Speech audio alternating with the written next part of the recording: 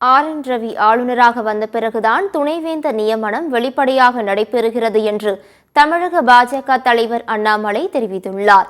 கோவையில் செய்தியாளர்களை சந்தித்த அவர், துணைவேந்தர் விவகாரத்தில் அமைச்சர் கோவி செழியன்தான் அரசியல் செய்வதாக அண்ணாமலை குற்றம் சாட்டியுள்ளார். அண்ணா, கல்வியில் இவங்க அரசியல் பண்ணுறனால தான் ஆளுநர் அவர் கருத்து சொல்கிறார். அதனால் செல்லியனுக்கு என்னுடைய அன்பான வேண்டுகோள் என்னென்னா, நீங்கள் அரசியல் பண்ணுறீங்க கல்வியில், அதனால தான் ஆளுநர் இன்டர்ஃபியர் பண்ணுறாங்க. நீங்கள் அரசியல் பண்ணால் ஆளுநரை இன்டர்ஃபியர் பண்ணுறாரு. சர்ச் கமிட்டி போட்டு யூஜிசி நாமினி வந்து பணம் கொடுக்காம தமிழ்நாட்டில் வைஸ் சான்சலர் போஸ்ட் எப்படி இருந்துச்சுன்னு பல பேர்த்துக்கு தெரியும்.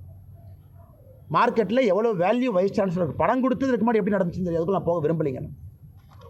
ரவி அவர்கள் வந்த பிறகு, இதற்கு முன்பு ஆளுநர் அவர்கள் எல்லாம் இதை கொஞ்சம் டைட் பண்ணி இன்றைக்கி இந்த ப்ராசஸில் ஒரு டிரான்ஸ்பரன்சியை நேர்மையாக கொண்டு வந்திருக்காங்க. எங்கேயும் கூட ஆளுநர் தேர்வில் முறைகேடு இருக்குன்னு யாரும் சொல்லாத அளவுக்கு இது நடந்து கொண்டிருக்கு.